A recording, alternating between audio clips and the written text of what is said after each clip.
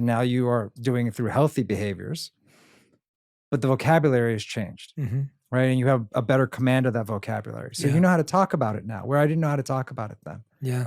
And so I do think so much of the population today is about powering through it.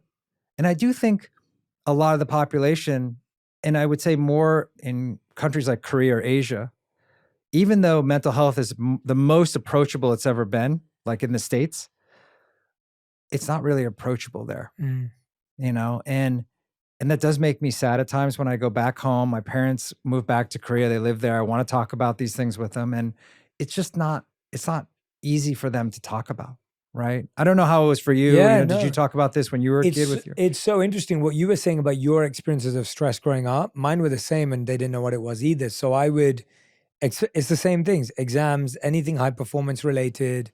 I'd feel like my chest got tighter. My heart felt like it wasn't beating the same. I'd get, sweaty palms. And I remember going to the doctors and they'd wire me up with these monitors, like old school monitors. It's like these big things. I'd have to wear it for 24 hours. And I'd go back and they'd be like, oh, he's fine. And I'd be like, but mom, I'm not fine. Like there's something I'm feeling and there was no word for it. And so I can very much relate. And again, my mom didn't know what it was either. Now it's not that I don't get nervous before I'm going on stage or a podcast. I still do, but I know what to do. And so I have my breath work. Yeah. I know what I have to lock into. It's not that I don't experience those emotions anymore. But I agree, even in a South Asian family, like I don't think that vulnerability was normal from parents. It wasn't common for uncles and aunts to be that way.